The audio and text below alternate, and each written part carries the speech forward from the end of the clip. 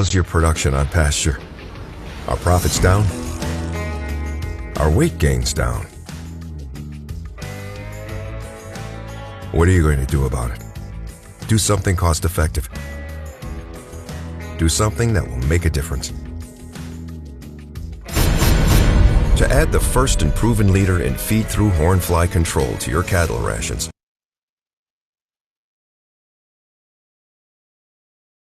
ask for it by name, Alticid IGR.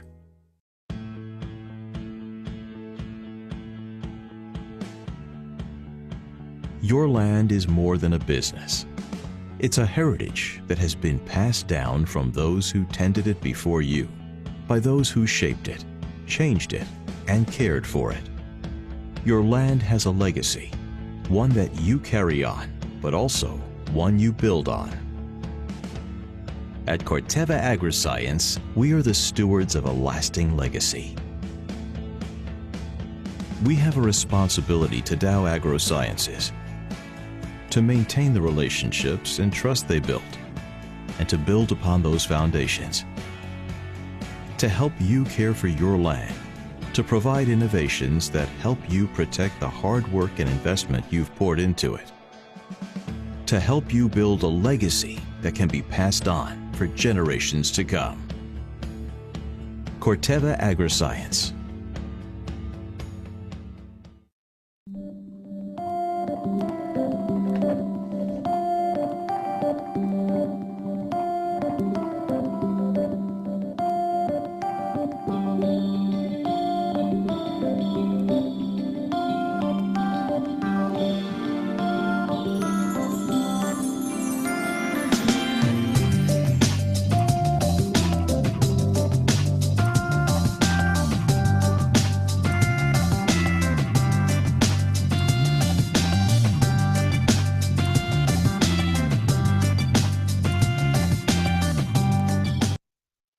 Ranching is passed down from generation to generation. Know what else gets passed down? The world's finest ranch and rodeo equipment, manufactured by WW Livestock Systems.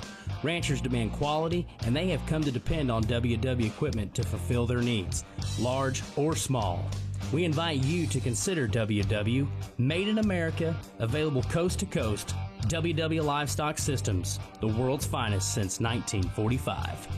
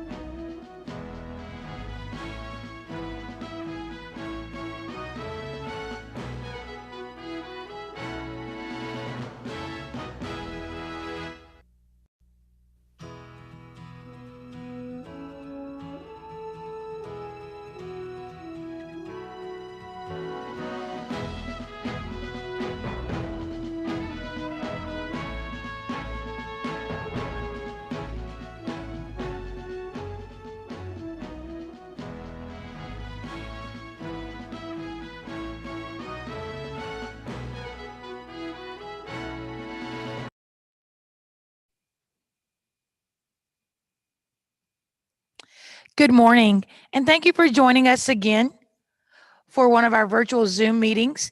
This morning, we are bringing to you Dr. John Davidson with Beringer Ingelheim Animal Health. His presentation today will be addressing animal health for the profit-minded producers. Dr. Davidson is a very well-rounded veterinarian, has been in the veterinary industry for going on 20 years now, has been in private practice as well as taught at Texas A&M University, and has now spent 6 years with Beringer Ingelheim. So without further ado, we'll bring Dr. John Davidson onto the stage and let him help you with your animal health for the profit-minded producer.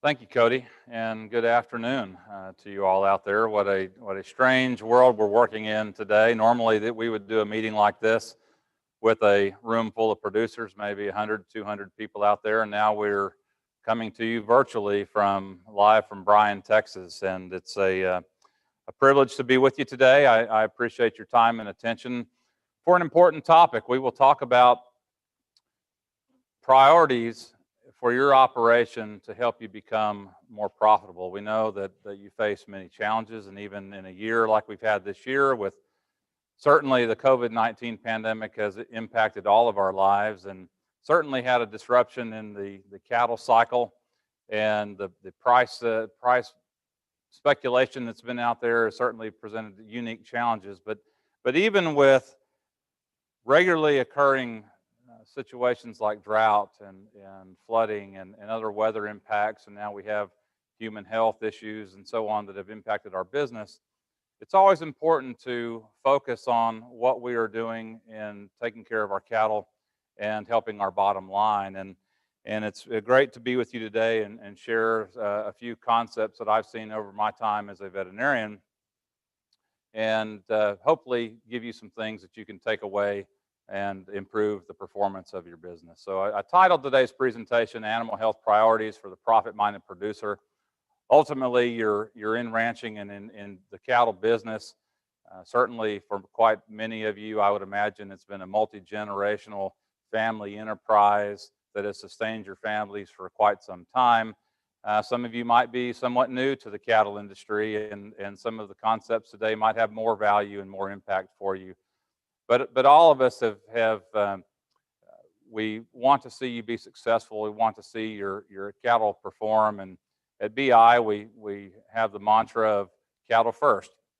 And I would say what's something that's unique about this pandemic situation that we've had is that while major metropolitan areas have largely shut down, people out in rural America dealing in agriculture, the work hasn't stopped. And taking care of our cattle and supporting the cattle and their health and well-being has been a priority for us. So today, I'll take a few minutes and just update you about who Beringer Ingelheim Animal Health is and what our role is in supporting you and keeping your cattle healthy and helping you have a more profitable operation.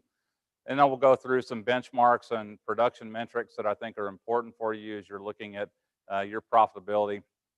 And I'll spend some time talking about the importance of planning and prioritizing your herd health calendar.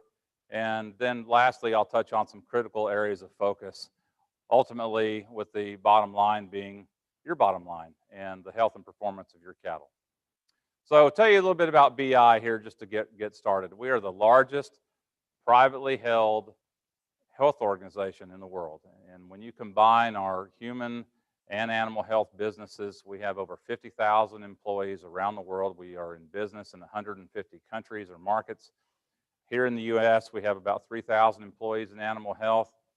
Even on our cattle team, we have a tremendous team of cattle professionals, and I would just say that the privilege is mine to help lead the beef cattle team at BI, where we have a tremendous group of talented veterinarians that will offer support to you. So no matter how far away from the Brazos Valley you are today, you can reach out and reach a very talented and helpful beef cattle-minded veterinarian.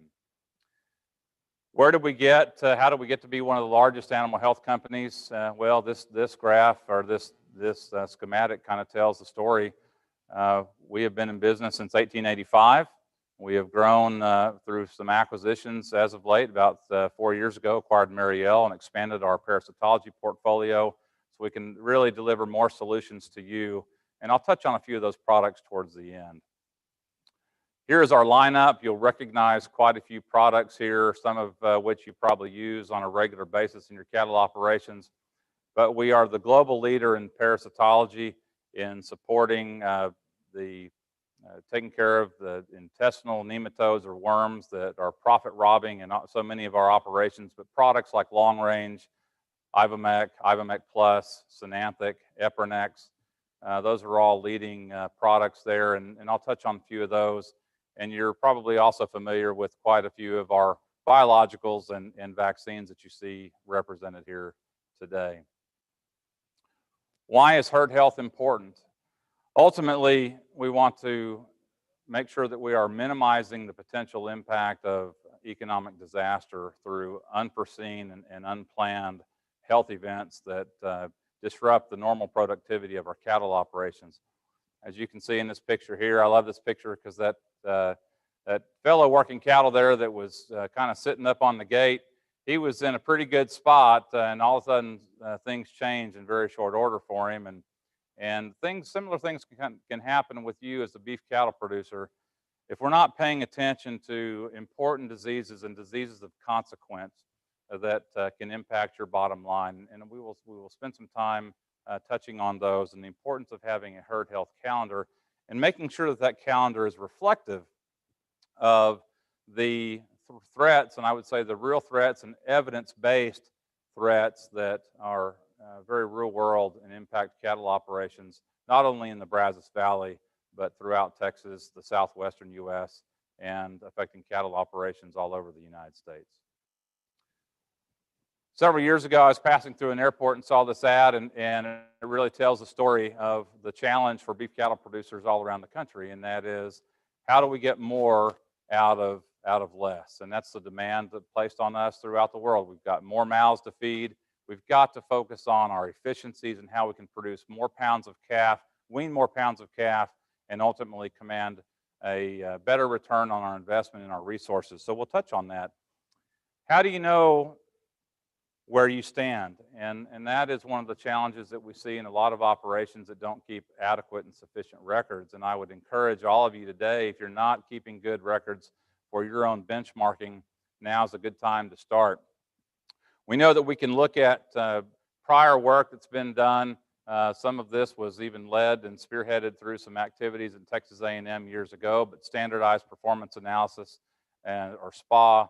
And I'll just walk you through some of those things here. So some of this is somewhat aged, but it tells a story about how we can use some benchmarks out there to check our productivity relative to some others.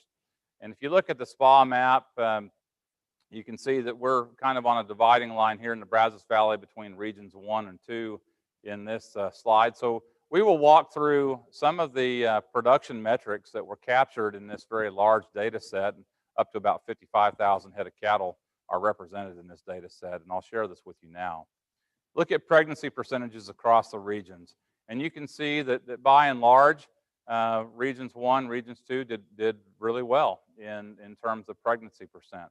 And this is important because if you're not getting the cows pregnant, then ultimately you're starting at a pretty low spot, and you're going to have a much more difficult time producing enough pounds of weaned calf to return enough profit on your investment in your cattle operations. Let's follow this data through pregnancy percentage. And again, we'll focus on regions 1, 2, and 3 here for this exercise, knowing that most of you ranch here in the Brazos Valley and the Central Texas area.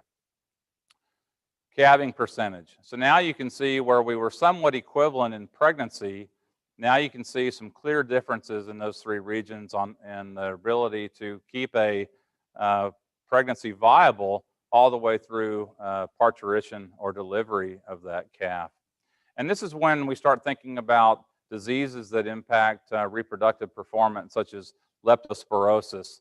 Trichomoniasis is a very important disease of consequence for cattle operations in not only along the Brazos Valley, but across the Gulf Coast of the United States. even up into the Central Plains states. Death loss. So this is the period from when that calf hits the ground up until the point that it is weaned. And does it survive? And you can see some pretty strong trends here where Region 2 actually had a better or lower survivability and lost more calves. And ultimately, that impacts the weaning percentage. As you can see, the lower numbers there represented in Regions 1 and 3.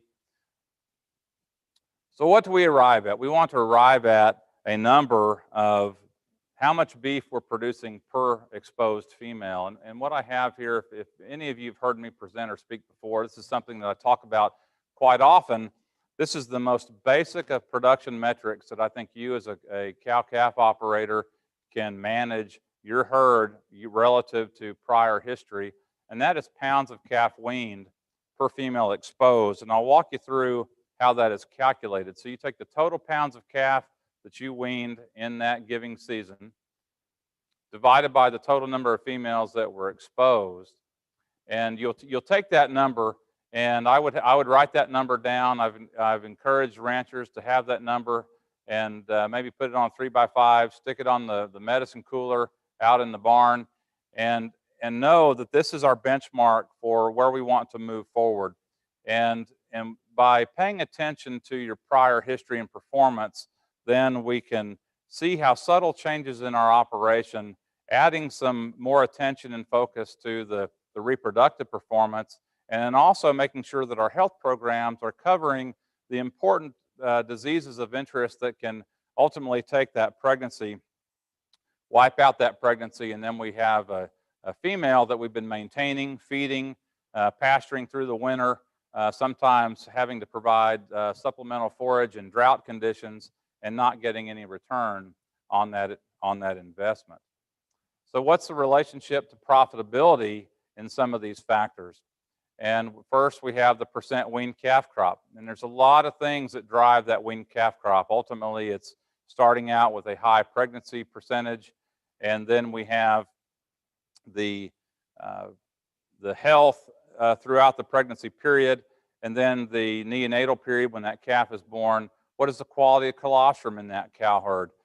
The colostrum quality will certainly impact the performance of that calf through the first few days and weeks of life. And it's been proven time and time again that those cattle that are raised in operations where there's a solid herd health program for the cow herd, that lends easily to health and performance in the calf crop all the way through the weaning and finishing periods as well. Pounds at weaning. One of the important drivers here is how good of a job we do at the first service conception rates. Once we have a set of cattle and we turn the bulls out, our goal is to have as many first service pregnancies as possible. So then when the cows or heifers are cycling, we want those bulls to cover those exposed, those females, get a high first service conception rate, because ultimately that translates into a very high early calving season, and that means we'll have heavier calves at weaning, and ultimately that positively impacts our pounds of calf weaned per female exposed. And price per pound. And uniformity of the calf crop certainly has a positive influence on price per pound. And alternatively, if you don't have a very uniform calf crop, if you've got them strung out, your calf crop or your calving season is too long, then you don't have the opportunity to capture some of the market opportunity in producing a very uniform set of calves. And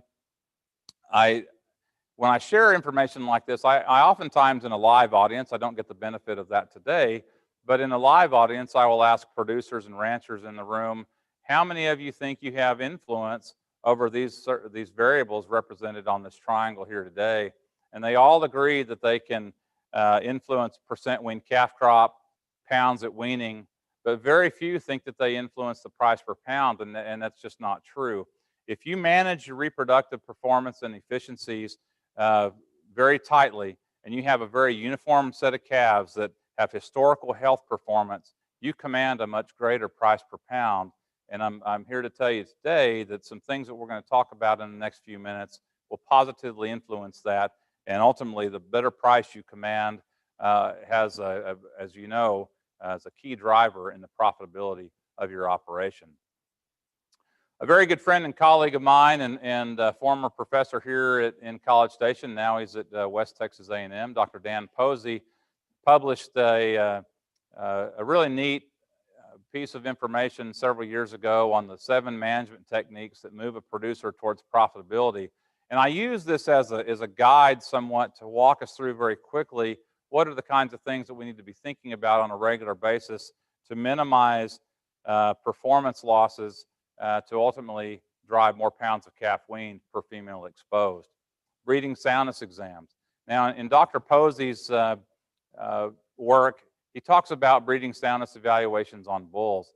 My opinion is that the industry has been very responsive to that. There's very few bulls now that get turned out that have not had a breeding soundness exam performed by a competent veterinarian. There's a large part of the beef cattle population out there that never gets evaluated from a reproductive standpoint, and that's our replacement heifers.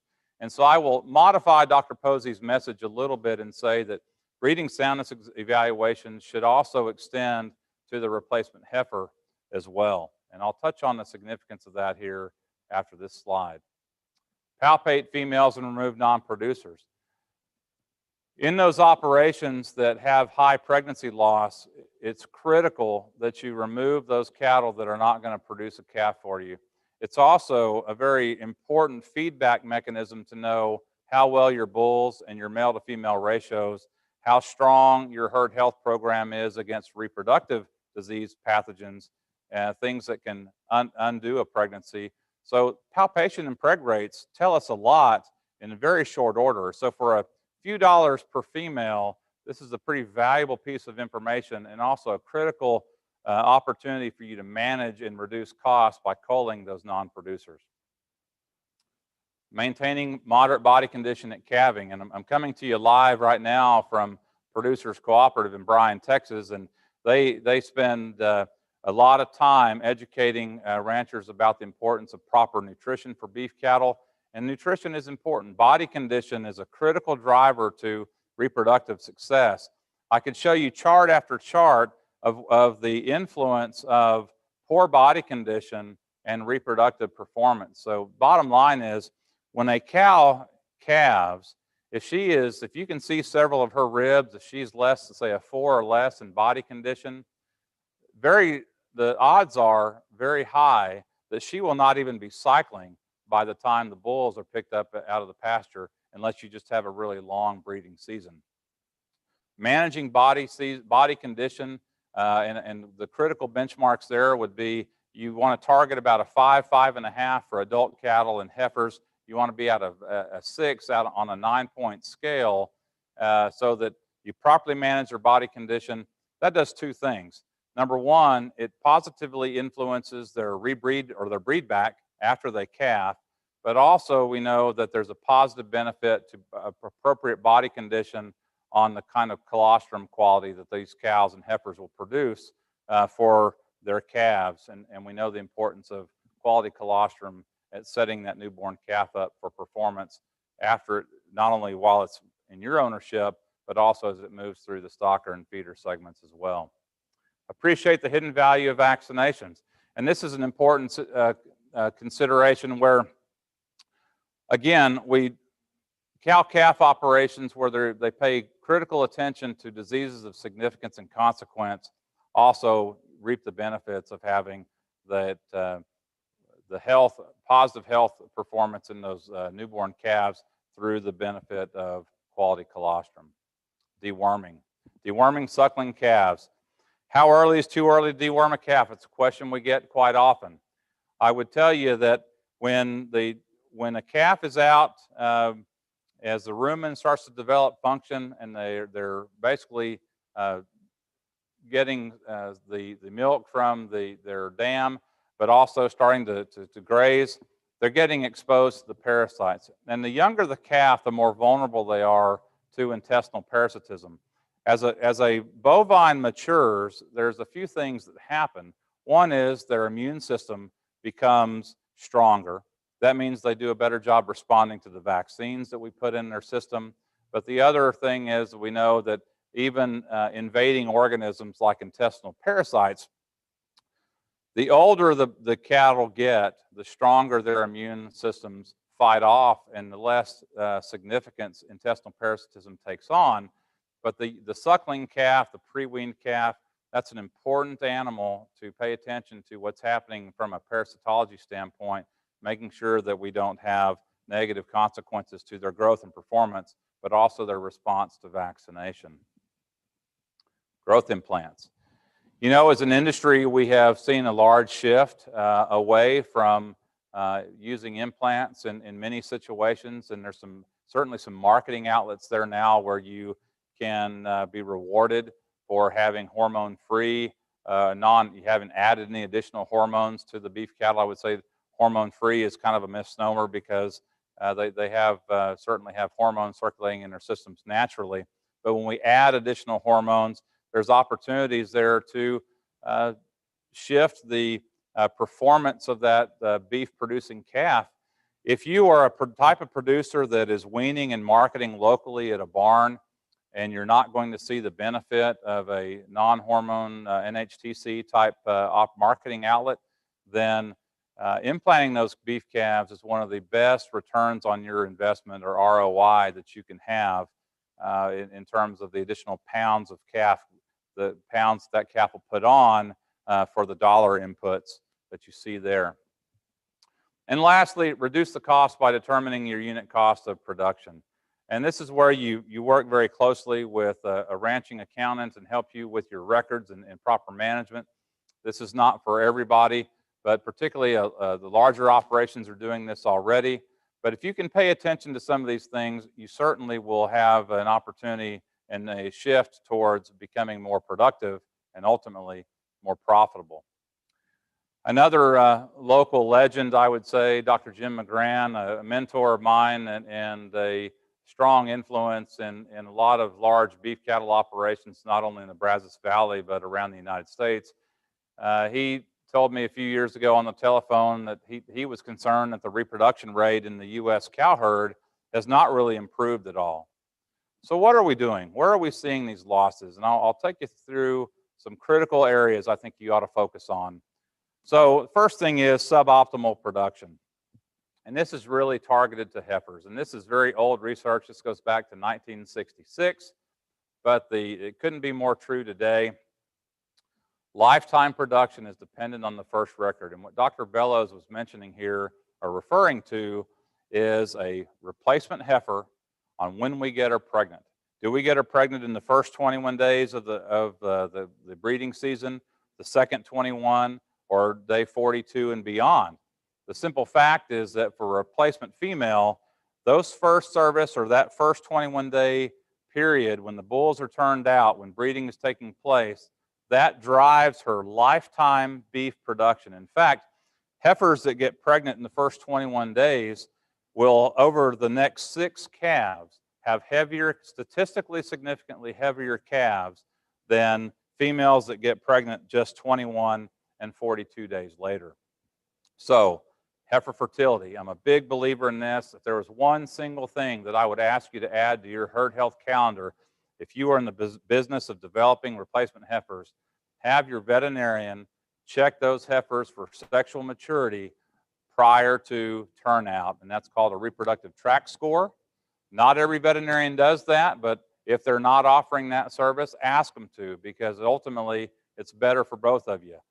To get an opportunity to identify those subfertile heifers, those heifers with juvenile reproductive tracts that will never cycle throughout that breeding season, get them out. In a very similar way that we do breeding soundness exams on bulls. The breeding soundness examination on the bull is to identify subfertile bulls and get them out of the breeding equation, because we know that they tend to drive lower first service conception rates and lower overall preg rates. So the breeding soundness opportunity really extends to the heifer as well. So pounds of calf weaned in your operation can be improved by increasing pregnancy rates and first service conception rates. The decreasing our calf losses at or after calving, and increasing our weaning weights overall. So which of these are influenced by a heifer's breeding soundness? And that would be preg rates overall, first service conception rates, which drives lifetime beef production for that female and helps increase our overall weaning weights as well. So first thing is, let's get your calendars out. Be thinking about when you're going to breed those heifers.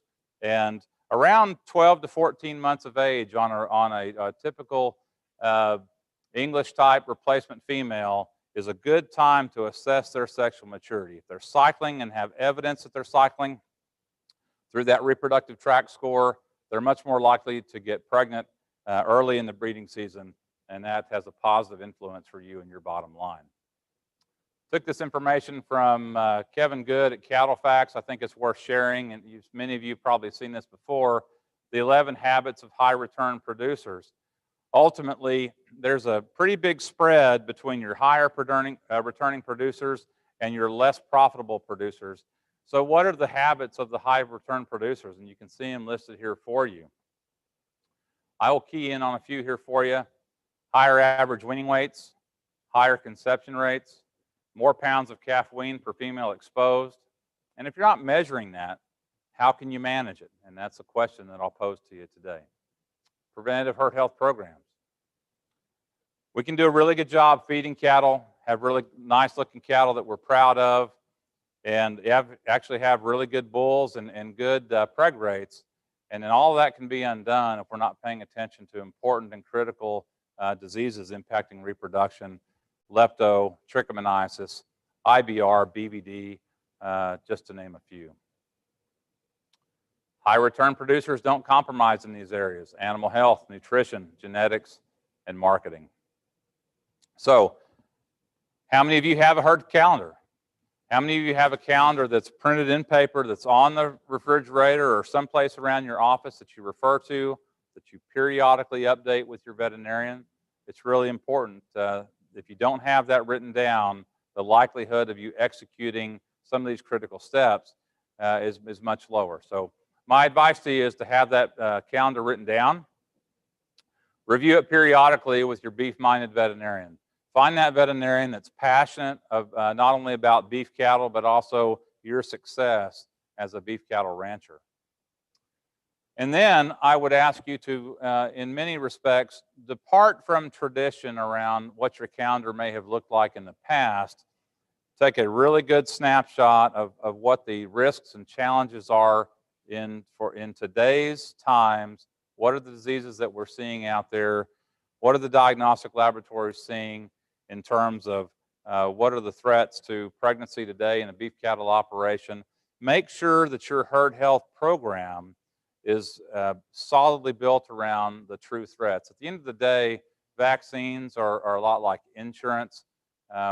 We'll spend a fair amount of money on health inputs into a beef cattle operation, knowing that we might not ever see an outbreak of trichomoniasis or lepto or BVD. But if you ever visit with a producer that has lost tens of thousands or hundreds of thousands of dollars, depending on the scale or size of the operation, you recognize that once you've had that negative experience, you're much more likely to pay critical attention to these diseases of interest. I would encourage you to review those diseases of interest with your local practitioner. If you want to reach out to Boehringer Ingelheim Animal Health Professional, we're happy to help you with that as well. So focus on those disease threats, the reproductive issues that are out there. Respiratory disease. The #1 cost to the beef cattle industry today remains respiratory disease. We are in that time of year. A nice front just blew through, and we've got cooler temperatures today. It's what we're going to see over the next 30 to 45 days, these large temperature swings. And even in calves on the ranch that haven't been weaned and have not moved on to stocker and confined feeding segments, are still vulnerable to respiratory disease or bovine respiratory disease, BRD. So make sure your program is up to speed and matching those threats, minimizing those pre-weaning losses in your calf crop. Parasite management. This is one I think when I talk about tradition, where we just casually pick the cheapest dewormer we can find, splash it on them as they're running through the chute, maybe add an additional dose to try to knock a few flies down. Do that once or twice a year or several times a year, oftentimes using the cheapest price wins the day without paying attention to what does science tell us, what does the evidence say about how different products work and what advantages do some products have over others and how they might fit. I would just submit to you that it's not always a commodity decision, particularly when you're looking for the evidence about what's going to provide you the greatest return on your dollar that's invested into that parasite control program. So on the repro diseases, very quickly, I'll just show you gestation here. So we have a 283-day plus or minus a few days snapshot of what the pregnancy cycle looks like in the bovine.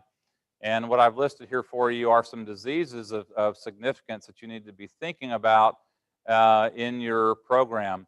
Now, these do not capture viral diseases like IBR and BVD, but we have covered here are really critical diseases that we see year in, year out, negatively impacting the cow-calf producer: trichomoniasis, campylobacteriosis, or Vibrio as it's commonly called. You see lepto listed there a couple of times. The classic leptopomona, late-term abortion in naive cattle, and then leptohargiobovis, which is unique in that cattle are the maintenance host for leptohargiobovis. They can get exposed very early in life, and it can have negative impact at any time point, not only during gestation, but also in the health of that newborn calf afterwards. So pay attention to these important diseases. Also pay attention to the viral diseases. Do your part to prevent BVD-PI cattle. Persistently infected BVD-PI cattle are still a very large problem for the industry today, not only beef, but also in the dairy world. I would say that a program is functionally incomplete if you're not also lending significant attention to the BVD-PI calf and your role as a cow-calf producer and how you can prevent the formation of a BVD-PI calf through simple vaccination. Where does BRD prevention begin? And this is kind of an interesting question in that it might challenge your conventional thinking with this. I would tell you that actually BRD prevention begins even before you have this calf here. A well-vaccinated cow herd, where we're also vaccinating the cows and heifers against viral diseases that cause respiratory disease, such as IBR and BVD, that translates into colostral protection very early in these calves' lives. But the conventional wisdom is that, well, we don't need to be thinking about BRD prevention until we wean and ship the calves. Oftentimes, it's ignored totally. You as a producer might recognize, well, I might not see the immediate benefit of vaccinating my calves for respiratory disease because I market them at the auction barn and I never see or hear how they perform. I mentioned a few minutes ago that bovine respiratory disease is the #1 cost to the beef industry today. I will also add to that you as a cow-calf producer have a significant opportunity in reducing our dependence and reliance on managing high-risk cattle, having to use antibiotics to prevent or treat cattle long after they've started to get sick through the market channels. We can mitigate a lot of those needs if we will spend more time and focus some attention to preventing BRD at the cow-calf level. And so what I'll tell you today is the science is out there that you can vaccinate a calf that young and have the full benefit of health while the calves are yours, and if you retain ownership, the full benefit of that health input through the finishing period. So what does that look like traditionally? So here is on this schematic in front of you, you can see conception on the left all the way through birth, weaning, and puberty and beyond. You can see that the black looks like a trapezoid there, a partial trapezoid in the center around birth. That represents passive transfer of immunity from the dam to that calf. And that only happens if we have a very well-vaccinated cow herd. So I would tell you, pay attention to the cow herd vaccination program that positively drives colostral quality. That is how you get a very high level of passive immunity in those calves when they get that colostral transfer in the first few hours of life. What you can also see is from the time point of birth through weaning, you can see how that calf's immune system then begins to respond to the inputs that we put in there through vaccination. So in a classical situation, we would process these calves for the first time at marking or branding. Then we would touch them again at pre-weaning, and then when we give them another round of vaccine at weaning. What I'm telling you today, ladies and gentlemen, is that the evidence is out there that we can delete that intermediate pre-weaning point, shift that first round of respiratory disease protection to that branding or marking age calf. There's ample evidence out there to support that. It's the same evidence that's out there, largely sponsored by Boehringer Ingelheim and using some of our products like Pyramid 5 plus Presponse. But even large organizations like Superior have modified their VAC45 programs to reflect the science that supports early calf vaccination for respiratory disease. So visit with your veterinarian about this opportunity. Parasite management. What are the effects of parasitism? Parasites, when they get into those calves, they disrupt the normal function of the gut. They cause a lot of inflammation. There's actually a negative feedback system where there's some chemical mediators or hormones released in that calf as a result of that inflammation that negatively drive down that calf's intake.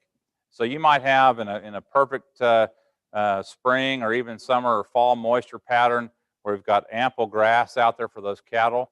If they are heavily parasitized, they're not going to consume what they need to and convert those forage resources into pounds of beef for your bottom line.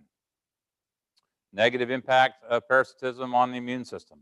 They reduce that calf's ability to fight off disease and respond to the vaccines that we put in their system. Carcass quality. Health is directly related to how an animal finishes out. If a calf gets sick early in life, they will have a much more likelihood of grading more poorly, and that obviously has a negative impact to the industry overall. And then reproductive efficiency. We know that cattle that have heavy parasite burdens ultimately do not perform reproductively to the same degree of those that don't have the same burden placed on their system. Deworming. There are two keys to an effective vaccination program, and those are a good nutrition program and effective parasite control. So you get a lot of input from your experts here at Producers Cooperative. I would tell you on a nutritional standpoint, I'll tell you, you also need to pay ample support or attention to the effective parasite control to help your cattle perform at their highest levels. And what are some tools that you can use? First thing is your knowledge and understanding. You need to understand the parasite life cycle. You also should have a deep understanding, because you spend a lot of money on deworming products every year, should also have a good understanding of how the products work. How long, so when you opt for a generic Poron, for example, how long is that product actually killing important and economically relevant parasites in that animal system? Is it 7 days, 14 days, 21 days? That's the kind of information that you need to have in the back of your mind when you're electing to not only pick a product, but also the time of the season that you're going to administer that product. So this livestock, you've probably seen this before, but ultimately you have an infected calf. They're shedding the worms and the manure. Those worms then hatch and go through a few development stages, and we call those the larval stages, denoted by L1, L2, infective L3, which then that's the stage that is picked up again on the blades of grass, and that's how the parasite infection is perpetuated.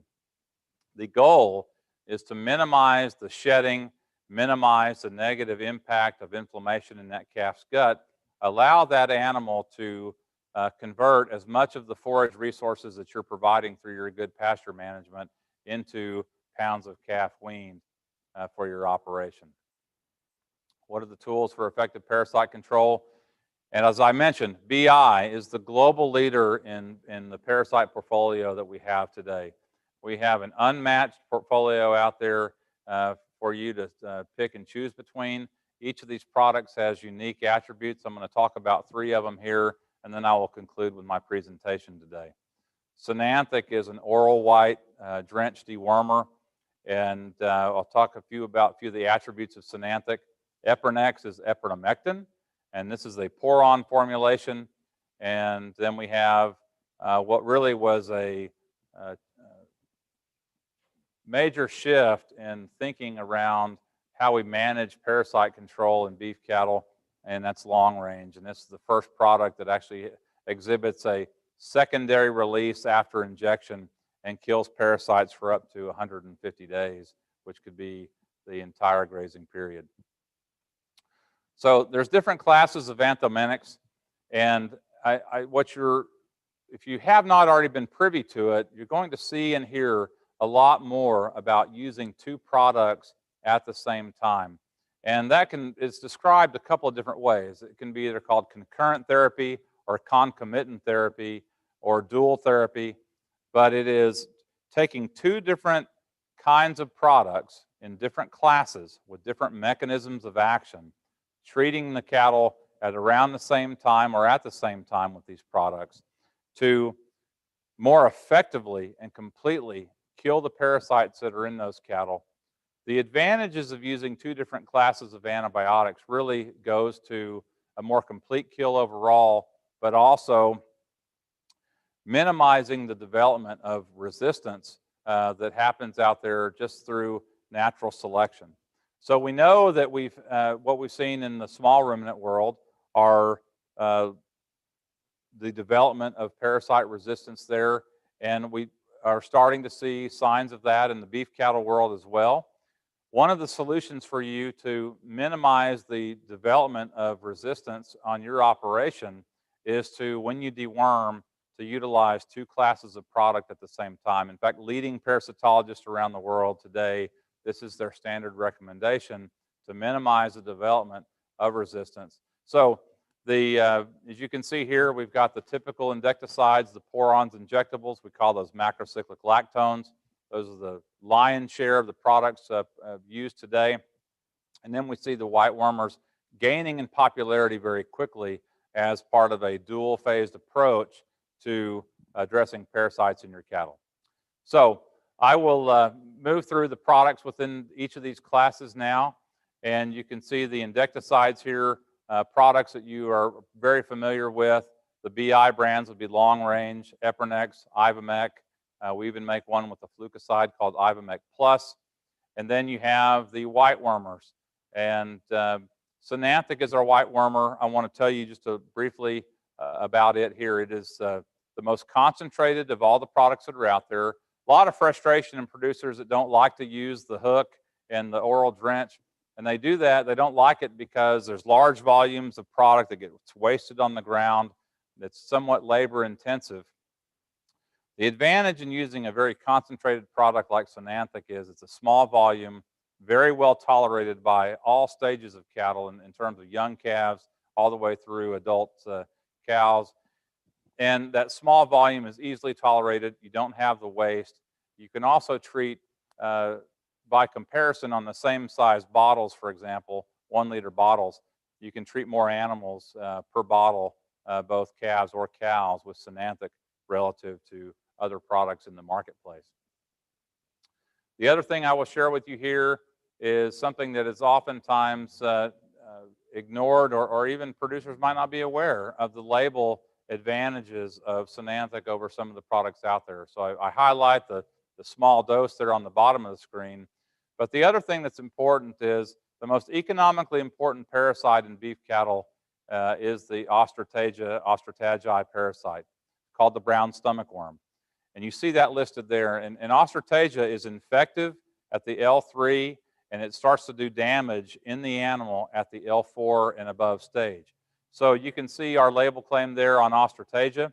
So the brown stomach worm is a parasite that needs to be on your radar as a beef producer, because that is the worm that substantially disrupts gut function, decreases appetite, and again, you've got that scenario where you've got great grass and the calves aren't converting because of the inflammation in their gut.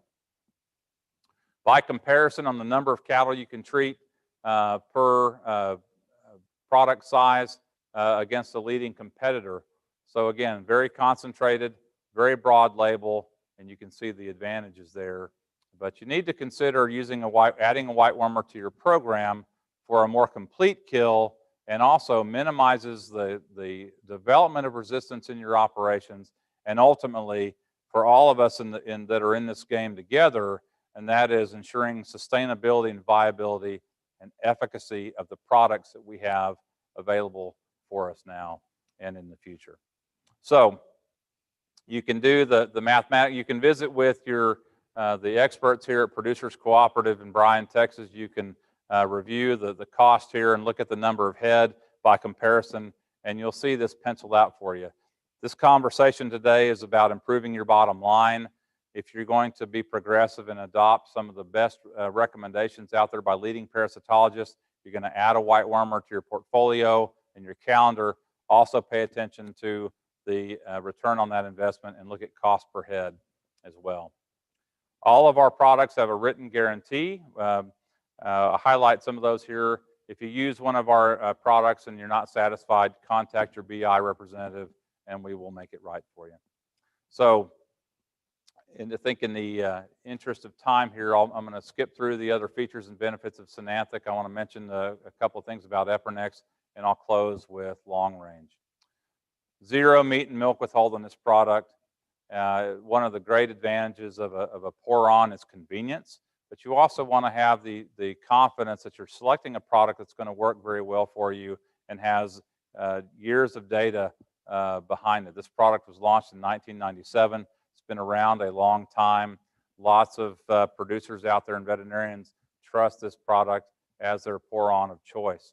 How does it compare against another product? You can see here it's rain fast and is non-flammable, and those are certainly things that we think about. In addition to the number one benefit is that more species and stages of parasites than any other pour-on product in the marketplace. Proof is in the pudding here. Look at the pounds gained relative to some of the other products that are out there. And again, the theme of this conversation today is about identifying ways that you as a producer can improve pounds of calf wean per female exposed, have a greater command of the market opportunity that you've got. Heavier cattle is a great way to positively drive that. There's the guarantee on the Epronex. So at any time you're using these products, if you feel like there's something that's not quite right or you want some evaluation, how do you know the products are working? We do fecal egg counts and fecal egg count reduction tests, and we actually use laboratories right here in College Station, Texas at Texas A&M's College of Veterinary Medicine and Biomedical Sciences. We utilize their parasitology department. We don't have staff parasitologists that might be influenced in some way by to report the results in a certain way. We use independent laboratories. We offer this service to any producer that wants to check the performance of their deworming program and invite you to visit with your BI representative about the opportunity to evaluate your deworming program. Long range.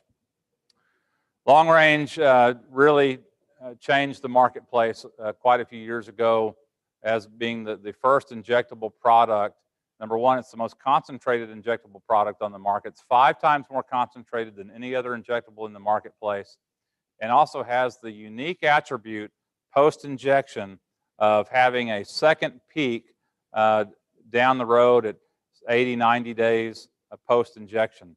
And that is unique in animal health, and fortunately for you as a producer, it's a great opportunity to get a more extended management opportunity and reduce the parasite burden throughout the grazing period without rehandling and re-deworming the cattle, saving on your labor and expenses.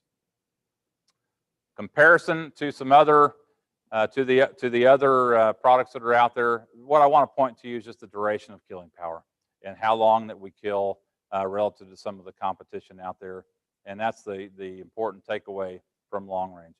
Long range has been demonstrated to have positive impact on reproductive performance. There's some studies that are out there now that show improved pregnancy rates, not only in heifers, but also in cows. And ultimately, even the calves nursing those cattle ultimately had improved weaning weights as well. So the longer you take the parasite burden off of those animals' productivity, the greater returns you're going to have in weights and reproductive performance, and also positively influence that weaning weight as well. Large Canadian study to just highlight ultimately the average daily gain advantage, comparing long range to another product out there.